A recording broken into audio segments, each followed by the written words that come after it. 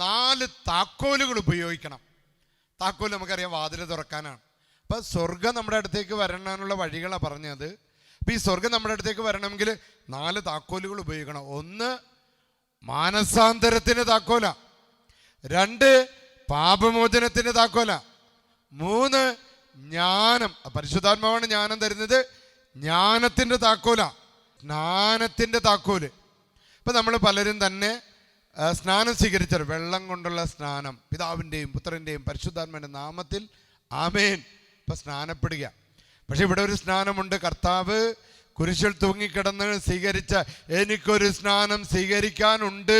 കുരിശിൽ തൂങ്ങിക്കിടന്ന് ആ സ്നാനം സ്വീകരിച്ചത്, ആ സ്നാനം എന്താണെന്നറിയാമോ? അവൻ്റെ ചങ്കിൽ നിന്നൊഴുകിയ തിരുരക്തമാണ്. തിരുരക്തം എന്തിനാ സൂചിപ്പിക്കുന്നത്? ഹോളി സ്പിരിറ്റിനെ. അപ്പോൾ നീ സ്വീകരിക്കേണ്ട സ്നാനം ബാപ്റ്റിസം ഇൻ ദ ഹോളി സ്പിരിറ്റാണ്. പരിശുദ്ധാത്മാവിൻ്റെ സ്നാനമാണ് നീ സ്വീകരിക്കേണ്ടത്. അപ്പം 4 താക്കോലുകൾ ഉപയോഗിക്കണം. 1 നിന്റെ മാനസാന്തരം.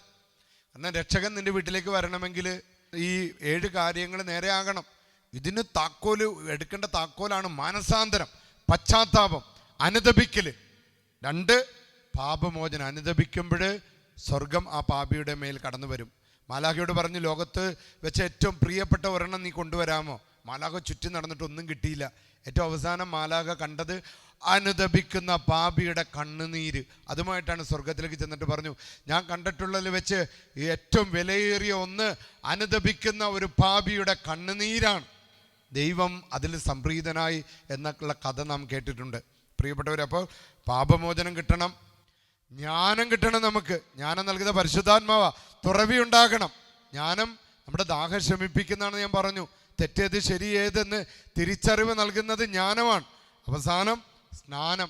വെള്ളം കൊണ്ടുള്ള സ്നാനം മാത്രമല്ല, വെള്ളം കൊണ്ടുള്ള സ്നാനത്തിലൂടെ നമുക്ക് ലഭിച്ച ദൈവീക വരങ്ങൾ, കൃപകൾ ഒരിക്കൽ കൂടെ ഉജ്ജ്വലിപ്പിക്കപ്പെടാൻ ഹോളി സ്പിരിറ്റിൻ്റെ സ്നാനം, baptism in the holy spirit, പരിശുദ്ധാത്മാവിൻ്റെ സ്നാനം നീ സ്വീകരിക്കുക.